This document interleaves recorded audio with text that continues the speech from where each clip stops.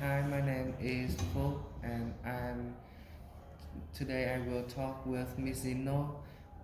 It is the 15th of December in year 2023, and now I will have some questions to ask her. First, can I ask where do you live? Yeah, so I live right here in Chicago. Yeah. I grew up in the western suburbs of Chicago, so not too far. That's where my family still is. I went to DePaul University for college, which is here in the city. So I lived in a couple of neighborhoods in the city when I was around college age, and then most recently, my family and I moved to a house on the far, far west side of the city in a village called Elmwood Park. Yeah. So which school did you go to when you are in high school? High school, I went to a very large public high school called Wheaton North High School. It's probably about 45 minutes away from here. Uh, in your young age, do you affect with your parent by your grade, the point? Yeah. Can you ask me the question one more time? Yeah, like do you suffer from your parents by your point? My parents, did they give me a hard time about my grades? Yeah. Um, not not too much. I was kind of a nerd in high school. Do you know what a nerd is? Yeah. Yeah. So I always did my homework. I worked really hard in school because I liked it. I really liked school. Yeah. So I didn't have too many problems with my parents and my grades. I'm a pretty bad speller.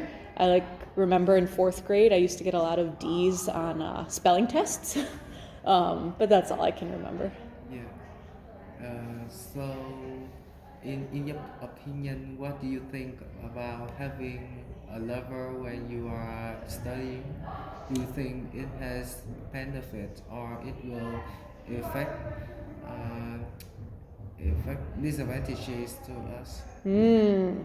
Do you mean like you guys in high school? Yeah. Yeah. I think it kind of depends, Yeah. right? I think that's something in high school that never really changes. People have boyfriends and girlfriends, and sometimes it works out and sometimes it doesn't. And I think, whether it's a good or bad connection in the long run, I think there's always going to be a little bit of distraction there. Yeah. And that's just part of being 16. So I think as long as people, by people I mean you guys, young people, students, don't get too caught up in it, don't take things too seriously, just knowing that the world is a big place and you've got a lot of time, I think it's okay. Yeah. So, have you been to Vietnam before? No, I've never been to Yeah. Vietnam. I would love to travel though. Yeah. Can I ask you what your favorite place in Vietnam is? Yeah, I think it is the capital called Hanoi. It is synonymous for its historical building, uh, as well as the cuisine here is really good for you to try if you come to my country. In addition, the people here are really hospitable and they are always willing to share with you when you come here. That's great. Yeah, someday I would love to. I love to travel. So, Yeah. So, do you have any brothers or sisters? yep. I have two sisters. I'm the oldest. So the middle sister, her name is Dana. We're pretty close in age. She's 31. She's actually getting married in May, so that's exciting. And then my baby sister is not so much a baby anymore. She's 27, and she's an English teacher too. Yeah. If you don't be a teacher, which other uh, occupation you want to do? Oh my gosh. That was like hard for me to even thinking about, and you guys all keep asking that. I feel really lucky to be a teacher. It's genuinely, I'm not even lying to you, Harvey. It's what I've always wanted to do, and I'm so happy with it. But I will say college is a great time to explore new and different interests. And when I was in college, as part of my undergraduate degree, they do have certain requirements, math and science. So even though I knew I wanted to be an English teacher, there were certain math and science requirements that I needed to cover to get my degree.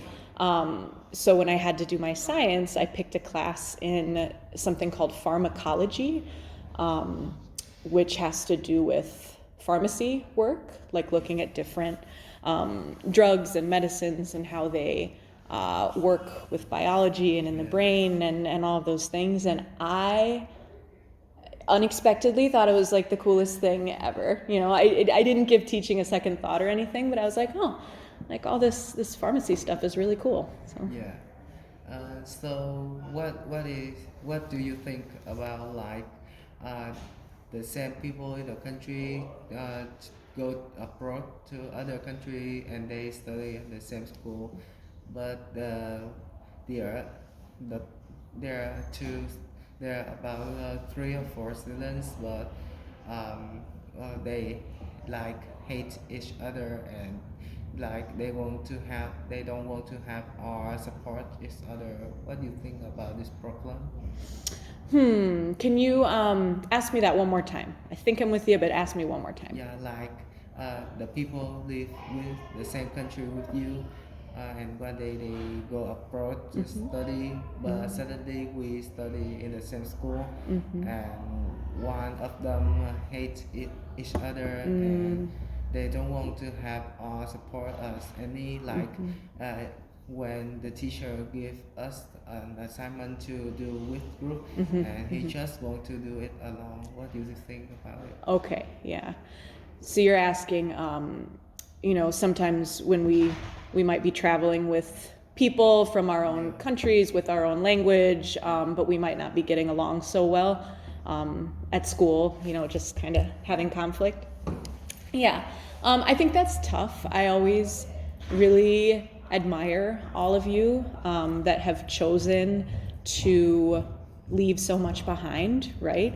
Come all the way across the world to learn and further your education. I imagine that must be exciting, but also very stressful and, kind of lonely and challenging as you're still learning this new language. So I would say that I understand maybe why some students might react in different ways to that, preferring to kind of be alone and kind of have a more withdrawn personality. But I could see how it would be hard too from the other side of things if you're hoping for, more connections and to be able to talk and connect with those roommates and things.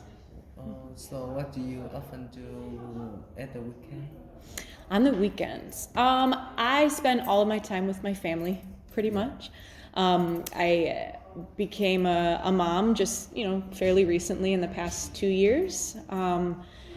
So my life has changed a lot since then. So weekends are really just a time to spend together with my kid and my husband, and we actually really like to hang out with my family, my parents and my sisters. So almost every weekend we get in our car and drive out to Wheaton, and we just hang out with family, eat, hang out. It's lovely, actually. So what is your hobby? Hobbies. I read and read and read a lot, especially recently.